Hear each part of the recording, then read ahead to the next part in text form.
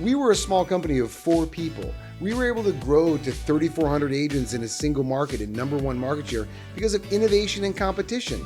Now you really want to allow a private company to take away innovation and competition to relegate a single path for a home seller to sell their home? Like, that as an industry is too much.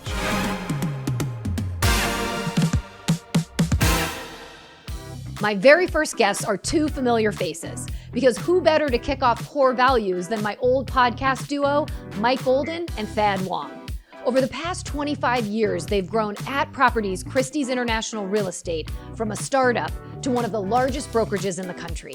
In this episode, we talk about why choosing the right people to work with is everything, and how they stayed ahead in an industry that never stops changing.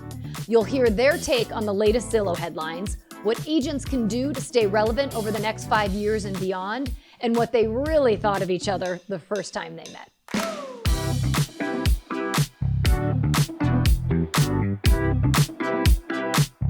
All right, guys, welcome to the show. This is my first official Corr Values. We are here. I've come a long way, haven't I? Pun, by the way? Now, is it C-O-R-E versus C-O-R-R? Did you How look do at you the do logo? podcast? Is it C-O-R-R?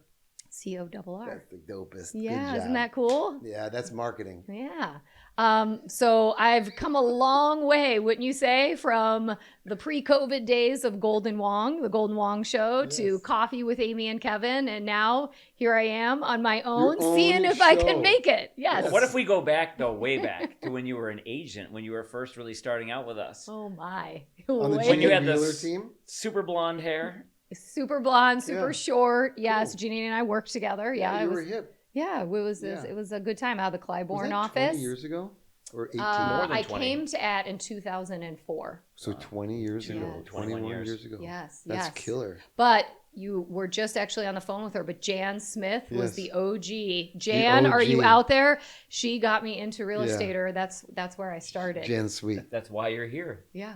And then 2010, let's not forget 2010, when you moved into management. Sink or swim. That's right. That's You're right. actually, How'd I do? you're either going to be really You not only successful or you're going to swam, fail miserably. You crossed the English Channel, you put a motor in the bottom of your feet, and you cruised on through the waves. Well, with you, Thad Wong, putting that pressure on me, I had no other choice, right? So Yes, it's either or.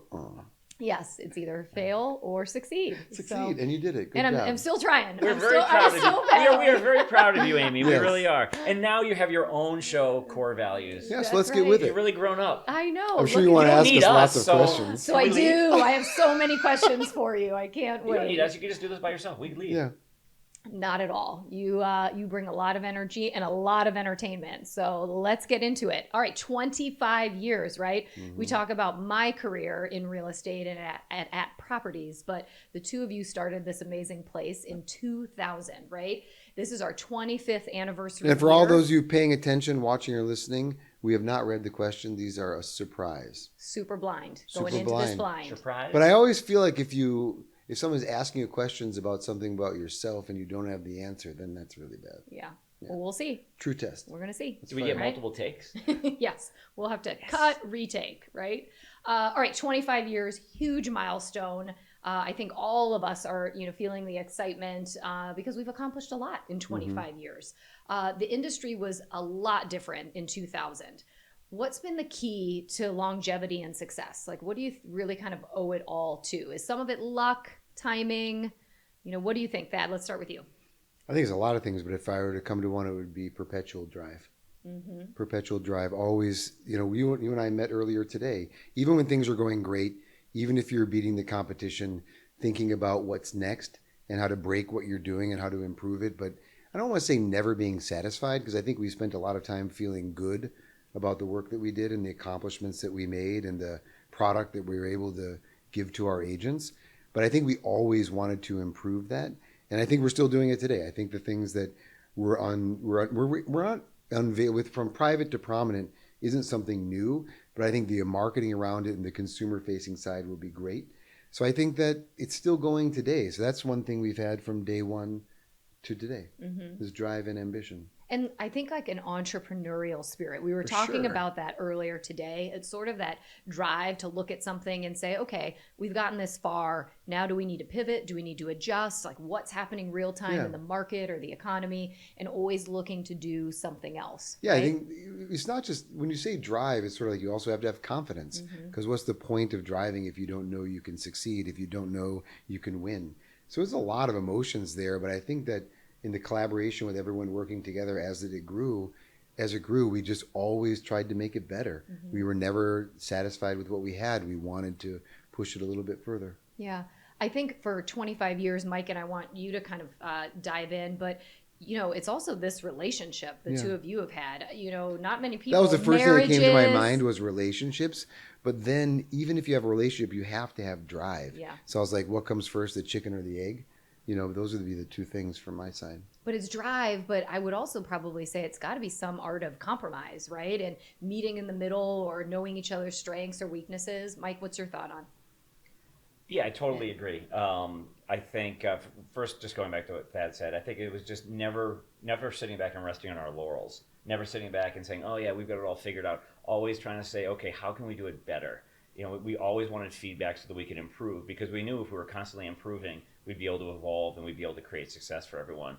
But definitely a key to I would say my success, our collective success, has always been my relationship with Thad, and just the fact that we had total trust that both of us were always working in the best interest of the company and the partnership.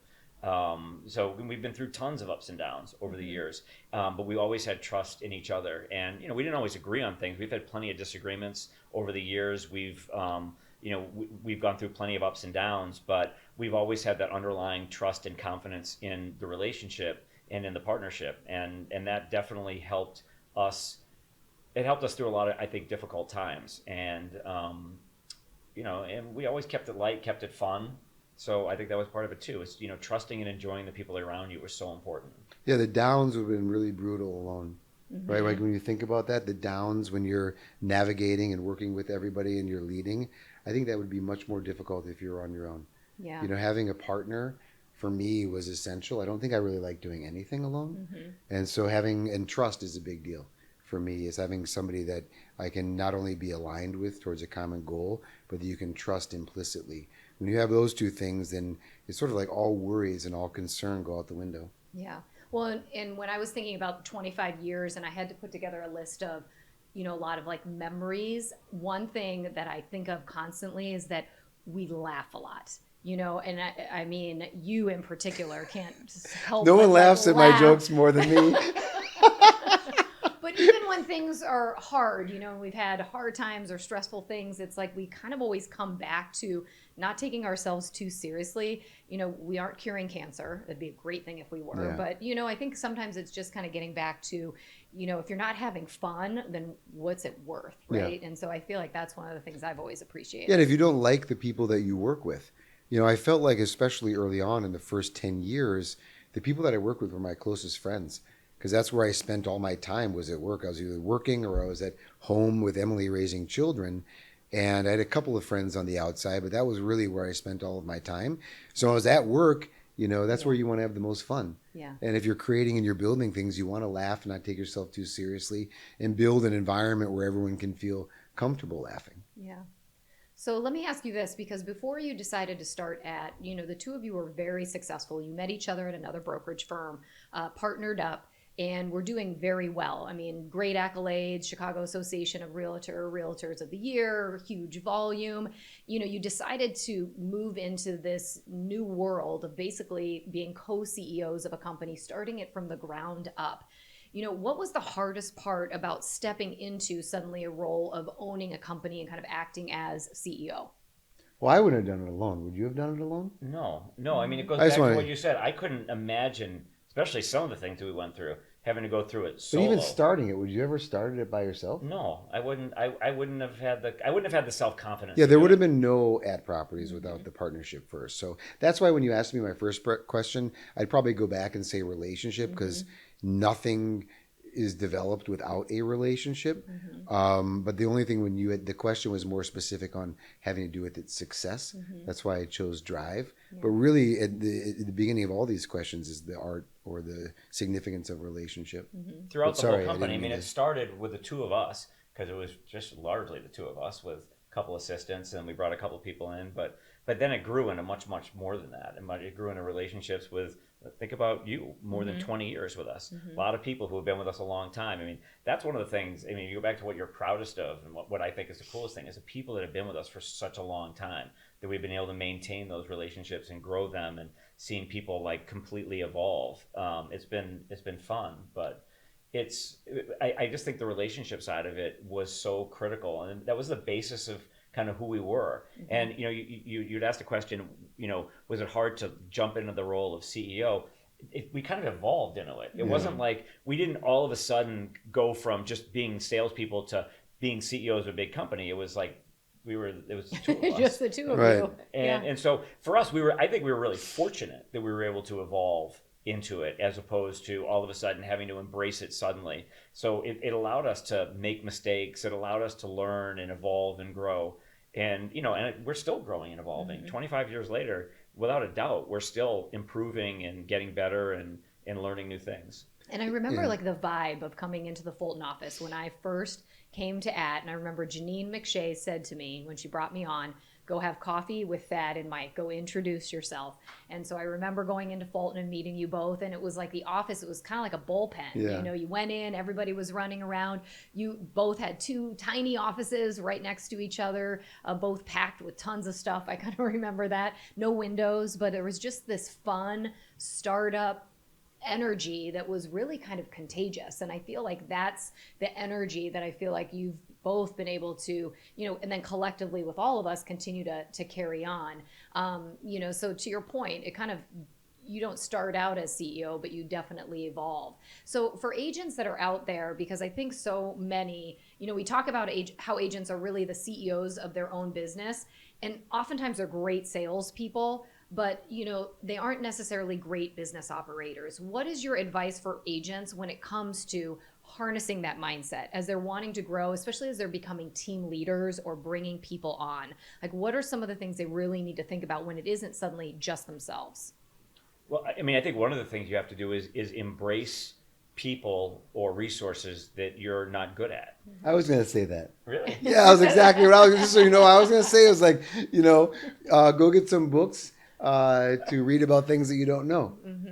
Same thing. But it's so important. I think that's one of the hardest things, I think, evolving. Like, as we evolved, as the company evolved, I should say, and we got bigger and bigger, and we had to let go of things that we were doing and have other people do it. That's the hardest thing, and that's the most important thing all at once. Because the only way you're going to be able to grow a business, whether if you're an agent and you're starting out by yourself, and then all of a sudden you have a team of 2, and then 4, and then 8, the only way you're going to be able to evolve and grow your business is being able to leverage yourself, meaning leverage other people to be able to do other things for you. So you have to learn how to bring people in who can support you in ways that and do the things that maybe you're not as good at. And then you have to have a degree of trust that they're going to be able to do it on their own. You can't micromanage to a point where no one can do the things that need to get done without you being involved. So I think it's letting go sometimes of certain things can be the hardest, but it's also what's going to allow you to be the most successful. And I would say that culture, one of the few things that actually matriculates from the top down is culture. So when you say coming into Fulton and everyone laughing and feeling comfortable in their own skin and knowing that they belong and knowing that they're valued, that culture, establishing that is so crucially important. Sometimes entrepreneurs are so driven to do the absolute best that they can possibly achieve, they can forget about the culture and the sense to embrace the relationships around them. But taking the time to build the relationships, asking questions, listening to answers, just so everybody feels that they have equal footing and again contribute. Like when the earlier question about becoming CEOs, I honestly think that we were gradually elected as CEOs, because I think that had we had resistance during the first 5 years of the company, and as we were growing it, had there been a number of agents that were resistant to our leadership, that we could have easily been ousted. There would have been some kind of discussion where agents were coming to Mike saying, this guy's got to go, or whatever. It was such a growth atmosphere. That's the time where leaders are usually kicked out. First 5 years of a company, you see a leader change. They don't have the ability. People don't like them or whatever. But we've never had a revolt of agents that wanted us out or wanted to replace us with somebody else. Yeah. At least as far as we know. Yeah. Well, They never we told got us, a few so, minutes, and they're stuck with us. So, yeah. But I think but going back to I think what that's so important. The cultural environment was so critical because the company that we came from, it was a smaller company, but it didn't have the most positive environment. I remember they used to make the receptionist cry. The environment wasn't a real positive one. We created our own personal environment there, but so when we decided to start our own, we said, okay, what's the most important thing to us? We want a place that we and the people we're working with enjoy going to every day, because we're going to be here at that time 7 days a week. It was all the time. So laughter and love have become huge themes for us.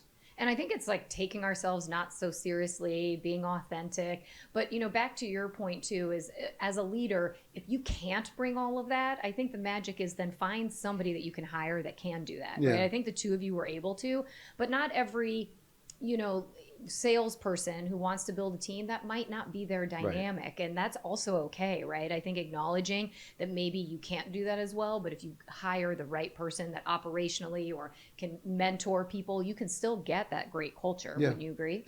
I do agree, but I think you hit the nail on the head. Know what you're good at.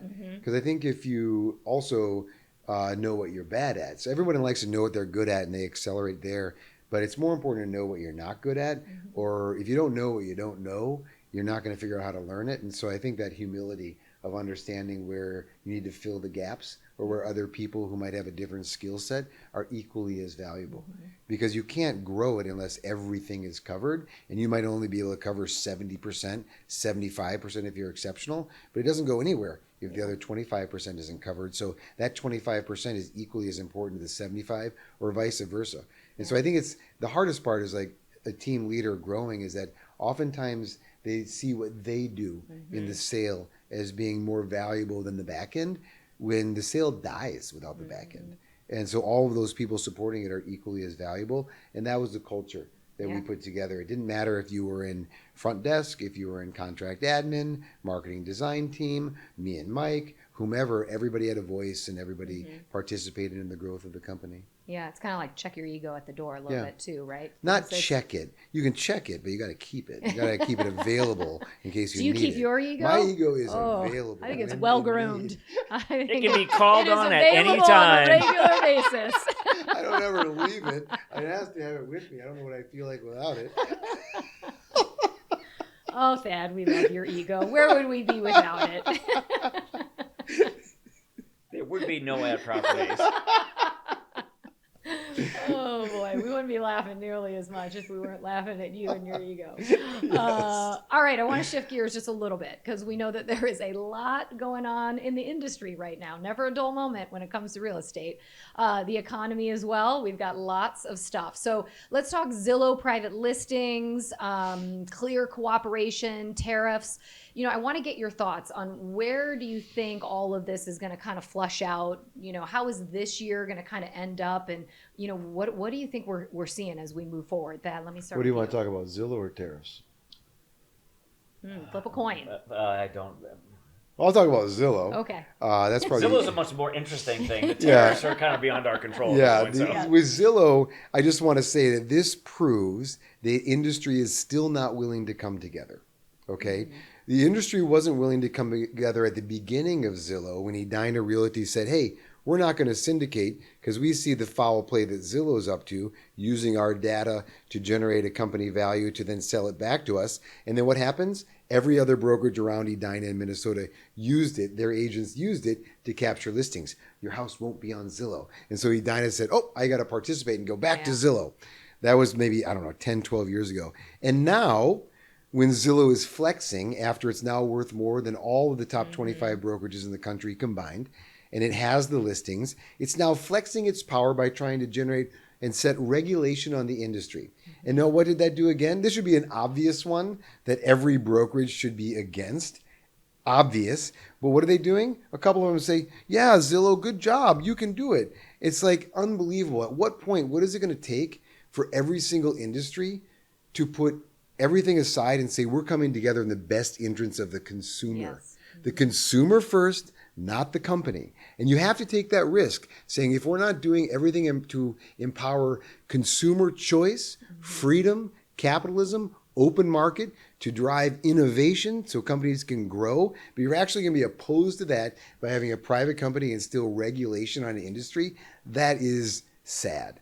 So for all those companies out there, all those people that think Zillow's on the right track, it doesn't matter if you feel like a house will ultimately, inevitably only sell for more if it's on the MLS. Every seller should have that right and freedom to market their house how they see best choose with the their strategy. agent. Yep. It is crazy that, what is it, EXP and I don't know, Redfin and I don't know what the other one is. Keller maybe, that I don't remember, but that say this, and it's sad because that is something that is just completely wrong. We were a small company of 4 people. We were able to grow to 3,400 agents in a single market and #1 market share because of innovation and competition. Now you really want to allow a private company to take away innovation and competition to relegate a single path for a home seller to sell their home? Like, that as an industry is too much. That is probably in 25 years the most embarrassing moment I've seen is right now. That some brokerages and people are saying, hey, Zillow, yeah, come on in, regulate our industry, that we're here to serve the public while you're really there to serve shareholders. That is, to me, baffling, and the only thing I can't understand. How will it end? I don't think Zillow wins. Yeah, I think they flex too far. They flex too far. Yeah. And I think that you can take what, I don't know if it's ERA or EXP, it's one of the E's, and whatever company, and you guys can go ride it. But everybody else is going to say, you know what? We did too. The pendulum's going to have to swing back. Brokerages missed the boat by giving all the inventory and trust and all these things, and they got worked, and now it's coming back to bite them. And I think agents are going to know that Zillow is the place listings go to die, right? If we can't get listings sold for the highest and best price, then you go to the kind of like portal where it sits out there and they give you a Zestimate that's below your asking price, that tracks your market time, that tells you every time you lower the price and doesn't work in the best interest of the seller. It works in the best interest, biased for the buyer. Like, at that point, you know, that in all reality, our job is to work for the seller when we work for the seller. It's to work for the buyer when we work for the buyer. And there's new ways to create exposure. You know, back in the day, Zillow was it, when it was like kind of the new idea of how do I get it out into the world in front of all of these people. Now you've got Instagram, LinkedIn, Facebook. Like, actually, so many of those social platforms are doing a much more incredible job, and it's in the control of the agent and the client of how the property is being conveyed or marketed. So, you know, we're actually seeing that Zillow isn't even getting the biggest looks, you know, so there is a big shift going on right now. They're getting looks, but let's face it, I think there's like 4 million resale single families sell a year. They have 168 million IP addresses. The people that are really buying and selling homes, only over 90% of them are working with agents. If I can create an environment where there's a sense of urgency, where buyers have to compete for your house before it goes on the open market, and you can create a non-contingent offer that's above your asking price that we know is a fantastic price, why wouldn't you want to take that? Terms why wouldn't you want to take that path? Right. And why wouldn't you want to be able to offer that path to a seller? Yeah. So, Mike, maybe tariffs are easier to talk about. Well, you know, there's not much to talk about with tariffs. We'll see what happens. But on the Zillow front, first of all, I couldn't agree more with what Thad said, but I have a little bit of a different perspective on it, because when you take a step back, everyone's position is completely self-serving. Everyone's position. Of course, EXP or HomeSmart or these other companies are trying to align with Zillow because it's better for their business, because they will have a little bit of a harder time competing with a company like Compass or us that has more market share, that has more control. That offers a higher value proposition, that offers far more resources. But call it what it is. They're couching it in, it's better for the consumer. Yes. Well, first of all, why are they the ones dictating what's better for the consumer? Why can't the consumer dictate what's better for the consumer? Consumers aren't stupid. They're making good decisions. Not allowing them to make the decisions is saying, consumer, you're dumb. You shouldn't. I have to tell you what to do. Because you're not smart enough to do what makes the most sense for you. I think that's idiotic, personally. But when you take a step back and you realize, okay, everyone's being a little self-serving, so what's the right place to be? Well, look at what just happened legally in our industry. I mean, our industry got slaughtered legally because we were trying to control the consumer. We were trying to control what a buyer's broker was getting paid, what a buyer basically was, not what a buyer was, but what a buyer's broker was being paid. So basically what a buyer was going to allocate to their broker. And we got completely slaughtered in that lawsuit about controlling the consumer. Well, how is this any different? This is the same. It's a slightly different, same theme, slightly different issue. But again, it's about control. And obviously the courts, the DOJ, nobody wants our industry controlling the consumer. So I view that we're on the right side of this legally. Whether you agree or disagree, there's how it's going to end up legally. So I agree. I think Zillow, I think they lose in the end. I think they're going to fight super hard because it's in their best self-interest. And there's a tremendous amount of money at stake when you look at the value of that business and some of the other businesses that carry those kind of values. But in the end, I think they lose because their position makes no sense. Yeah. I mean, we've had a lot going on. I mean, there's been a lot of noise in real estate. So looking ahead at that, what do you think the industry will look like 5 years from now? And for agents who are in it right now, whether this is their, fifth cycle in real estate or they're kind of brand new, what does an agent do today to really survive and kind of be here in 5 years? It's funny we glazed over tariffs. We can go back to tariffs, but going back to tariffs, in the end, like tariffs may drive up the cost of homeownership. The tariffs certainly could drive up the cost of building. And right now we're a wildly underbuilt market kind of throughout the United States. We have a lack of housing, so tariffs are a problem. Yeah. So hopefully it just equalizes itself out and the tariffs go away and we get back to normalcy. But I think it's going to be a little painful in the short term. Yeah, it's also something we can't control. 100%. Sure. Yeah, the Zillow thing we can control. We can just play an active role in. You can do whatever you want with the tariffs. You can speak to your Congress people, et cetera, but you have very little control. Yeah. So your next question is way better, is what can agents do or what does the market look like in 5 years? Do you want me to go? Sure. Okay. You like to go first? Yeah, always ready with 5 years from now, so that's 2030. Everyone write this down. Well, I think there's going to be. Prediction. I don't think it's going to be that different in the sense there's two sections of companies. I think there'll be greater and greater consolidation, and there'll be larger companies that provide full service to the agents to distribute to the consumer, a very high level of service when it comes to everything from staging, everything you could possibly imagine through technology, innovation, and human power 5 years from now will be up here. And then there will be the low-cost service providers, agents that go to the cap models or the areas that they pay the least, that provides them the least because they don't have to pay them so much money. And there'll be like those two segments. There'll be very little in the middle. There'll be very few mid-size independents. I just think that it's going to be very hard to compete when there's so much investment going into technology and to services. And from an agent side, I feel like we're going to continue to see where that team kind of becomes that mid-sized brokerage that gets eliminated. So within the overall large companies, you'll have different teams, and those teams will represent that mid-sized company experience. And then you'll still have very strong and successful independent agents that like to operate independently, and there'll be still plenty of room for them. But I think that the industry, you will not see a lot of people not using an agent. I would actually argue if we're at 90% right now, that we are 90% or above using an agent. I think that the value and the service the agent brings right now is only getting better and better and better. So I'm not worried about our industry. I'm not worried about, they've been talking about the travel agent industry in a while. If you've tried to buy or sell a home on your own lately, I don't think it's gone great for you. And where there's lots of testimonials for a lot of success with phenomenal agents, and the level of professionalism in the last 25 years in the industry has skyrocketed. The people practicing in our industry right now are the best I've ever seen, for sure. Yeah, and the amount of value that the agent delivers now is miles ahead of what we've delivered 25, 30 years ago when we first started selling real estate. It's so much more sophistication of the market.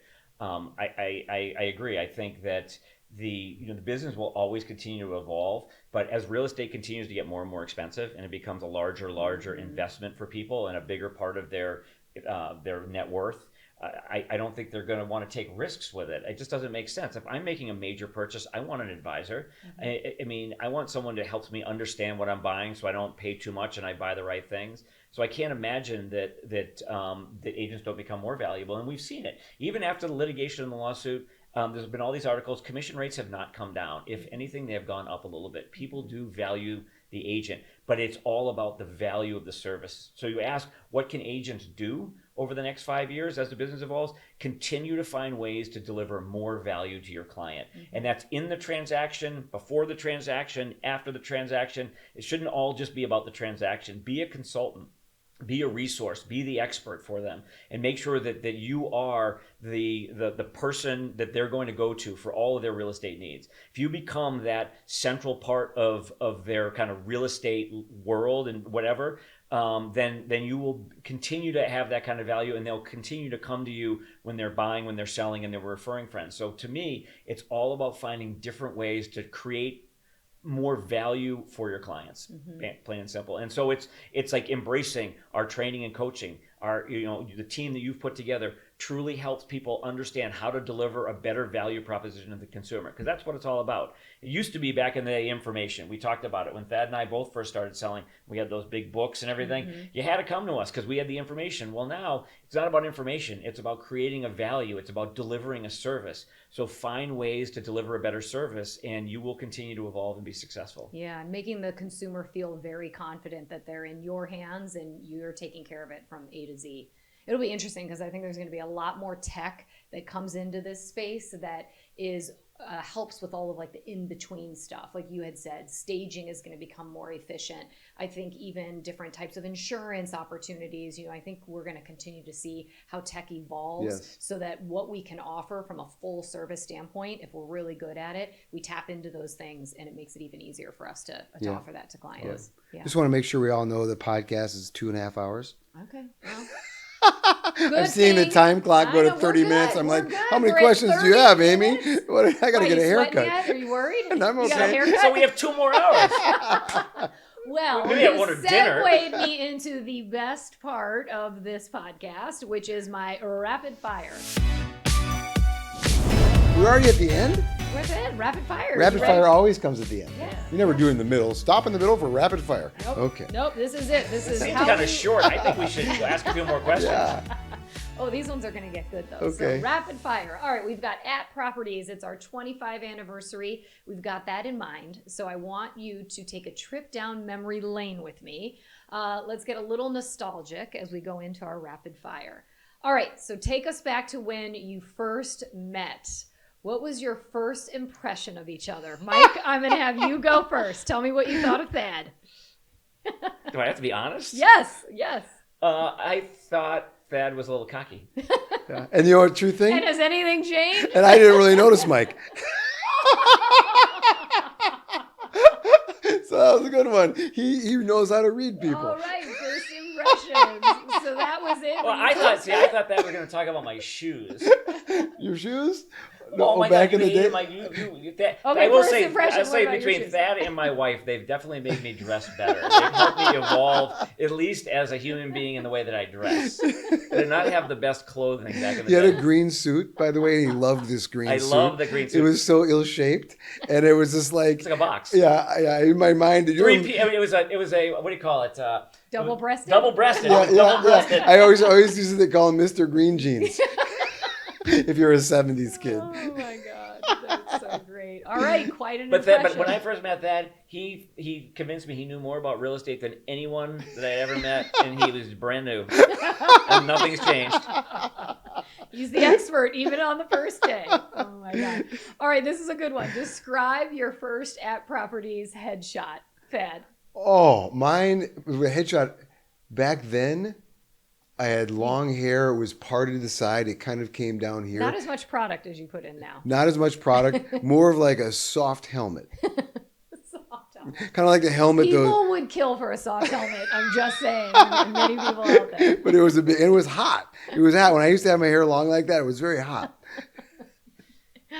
Mike, So my hair was a tad shorter. Yeah. Thad used to say when I got my hair cut, I looked like Elmer Fudd. So I'm full of compliments, right? Yeah. What a great friendship, Yeah, right? I see why you he's see our your partnership partner. somehow survived. But you have all these 70 themes: Elmer's Fudd, Mr. Green Jeans. I'm a product of the 70s and the 80s. Oh, was your hair a little different color too in your first headshot? What are you saying? I'm just asking. Just getting clarity. Why is my hair different? Is it Not my at all. brown hair? Not, It's a little gray. Anybody give you some I grays? I did not really have many gray hairs, but someone over here gave me a few. So Oh my God. All right. What do you miss about some of the early days of app properties? Thad, you cannot say the green suit. No, I mean, the early days of ad properties, the easiest thing is that we knew who everybody was. Yeah. So when you walked into Fulton, I knew the front desk staff. Kinga was there back in the day. Cecilia, there was such a close relationship from everybody that was working there, and there was no hierarchy. Even as a company, I would say, even up to 300, 400 people, first 500 people, there was no real hierarchy because everybody knew who each other was. You either were young, because this company was a group of 30-somethings, or if you were older, you were teaching us something. And you were kind of the sage. So everyone knew their role, and it was just a light-hearted, very easy place. And I think everybody was in everybody else's corner. Everybody wanted everyone equally to succeed. There was less competition internally. Yeah, it was a good group. it was very team oriented. Yeah. I mean, that was one of the big differences, I think, as we started out, where at other companies it was very cutthroat. Yeah. You never told anyone what you're working on because you're afraid they would take your business. Where I think the environment we had was much different. But I agree. I was going to say the exact same thing. It was just. I mean, being smaller was fun. You could be boutique then, and it was fun and it was cool. Now you couldn't survive like that because you need the resources. But we knew everyone. Everybody took care of everybody. Yeah. And I think we still do to this day, all of the staff, all of us employees. We were all young though then too, pretty much. I mean, not everyone, but it was a younger group in general. We all hung out together. Yeah. We didn't have families. So it was just different, and it was like our life because we were there all the time, 24/7. Yeah. All right, I like this. If there was an app properties time capsule from 2000, what would we find inside? The green suit? No, I'm kidding. Pair of broken glasses. Yeah. No, I would say one of the things, our first listing presentation, developer and seller listing presentation done by Grady Campbell. Grady Campbell. Okay. And we spent about $10,000 on each, Wow. which was an astronomical amount of money in the year 2000 for a startup. We had the best listing presentation in the market, and we had the best developer presentation in the market against our largest competitors. Cool. And we showed agents this when we were recruiting them. They were like, "What? Wow, this is amazing," because we invested in collateral material. And that was our first one. Yeah. So I would say that from our marketing testament, our commitment to marketing and branding, that was the mustard seed. And a ton of print advertising. Yeah. You see a ton of print advertising. Yeah. So that would be in the time capsule. A Tribune Sunday real estate section. Oh yes, 100 pages. Yeah. 100. It was 100 pages. Yeah. And we were the number one advertiser at one point Yeah. because of all the development we were selling. That's pretty cool. I think that yellow would be in that time capsule. Oh, that color yellow. Yeah, the yellow, the first yellow on the business card. Yeah. I have our first business card. I still have some of them. This is great. What was your biggest fake it till you make it moment when you started at? Biggest fake it till I make it. Well, that's a theme in my life. I've become very good at faking things. Fake it till we make it. There were a lot of things that we acted as if. Sometimes you act, sometimes you have to behave that success is inevitable. And so if you have that mindset that success is inevitable, when you're faking it, it's not really a fake because you believe you're going to get there. You just don't know it. Yeah. What about I like a remember. car? I can tell you our biggest fake it till you make it moment. Oh, no. When we walked into Bill Smith's conference room and found the letter from Millie Rosenblum to pick up the 5. We had left our company. We had 600 pending transactions when we left at Property Consultants. Wow. And didn't get paid on them. And we started this company because Bill Smith pushed us to start it. And so all of a sudden he was going to do this high rise, and we were meeting with him, and we were going through floor plans, and we were pricing and doing finishes. And one day we walk in his conference room, and there's a letter from Millie Rosenblum to him about how she's going to market the project. And do you remember? Yes. We're like, oh my God, we just gave up everything, and you're not going to hire us. And we ended up in Bill's office, and we basically, I wouldn't say we couldn't force him to do anything, but we convinced him that we were going to sell the thing out in no time. And we were 100% confident that we were going to be successful, and basically guilted him into hiring But we were us. successful. We sold half the project. I know the fake it till we make it. I just figured it out. Okay, you got it one. Our website. That's a good one, too. We are at properties with the @ sign. So you'd think you'd have a Technology website For Dan, Mike's brother, very smart graphic designer, created a circular @ sign that's like rotating in a circle And a pyramid, and a remember? pyramid that just said coming soon for over a year. Year and a half. 18 months, we had no website. No website for a tech company. Everyone thought we were this That was virtual faking tech it company. till we make it. But it was cool because under construction, what are they building? Oh my And it was God. spinning around. It was like, whoa, that's sick. Yes. This is way before, like, this is like, I don't even remember what video game was popular then, like maybe Galaga. Oh my Maybe God. that was way Pong, earlier. probably. Yeah. All right, if you had to swap roles for a week, who would break first? Month of that. I would snap. Easily. I would this is a snap. good one. Just the idea of it. He'd snap and the company would go under. Yeah. Good thing that wasn't an option then. All right, knowing what you know now, what advice would you give your younger selves when you started at? Mike. I think that I would say some of the mistakes we made were not investing in resources fast enough. Particularly on the operational side of the business, when we brought Joni in as our chief operating officer, if we had done that 5 years earlier, we would have been for 5 years further ahead. Yeah, I would say the same thing. Don't be afraid to hire for what you don't know. We needed to hire for mortgage, and we should have hired for title. And we should have done that 10 years before we ended up doing it.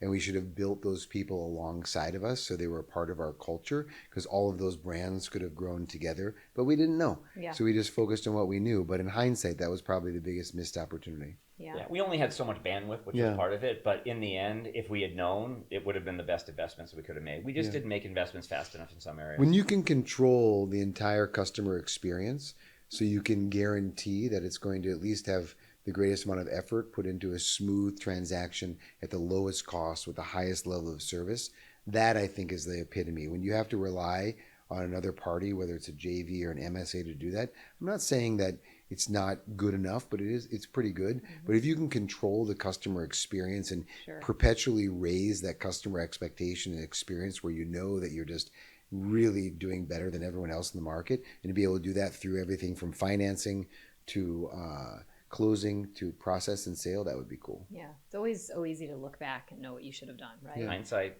yeah, totally. All right, we talk about real life on this podcast as well, not just real estate.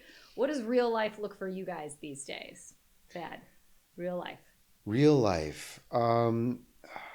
I still feel pressure in some categories that I feel like we need to be improving on. I feel like we have an incredible amount of opportunity with some of our resources. We just need This to is real life. This means like your real life. Like, what are you doing outside of? Well, outside of work? Yeah, like what's your real life going? My What do you real got life, going I on? only have We're one. done with your work stuff. Okay. I only have one kid at home now, so my weekends are with them playing basketball because he is going to all the things. I'm going out of town tomorrow to tour colleges. So I always, even when I was my busiest, I always had a lot of time at home. So I have got a little bit more time. I had to stop running, and so I have to start walking. So that's more time walking. But my life hasn't changed much. I mean, the biggest changes are just my oldest has a boyfriend. I hope they get married. Shh, don't tell anybody. I hope they have babies really They're not fast. listening here. So we could have some grandchildren. That Oh, would be cool God. to have little Oh, babies God. around again. I think that would be fun. And I'm looking forward to, I don't know, spending more time with Emily. And as we're in our 50s, I suppose we have to think about aging a little bit. But right now, I don't think that much has changed. Everyone thinks that because of the transaction with Compass is sort of like a pivotal moment or something, some monumental thing, but it was just sort of, it wasn't even a pause.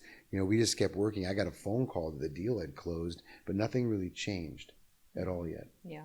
Well, Yeah. good. See, I liked hearing about your real life, not Yeah. just real estate. Yes. Mike, what's going on with you? You in know, real I life? mean, from a life standpoint, we're not in that far a different place. I've got one a year younger than his youngest, but you know, starting to see the end of kids at home, which is I'm struggling with a little I'm bit. moving them back, by the way. Ella just moved back, and so she's living right with us in our same bedroom. So just so you know, they can all come You're back. so bossy. Just trying to talk about his Sorry. real life.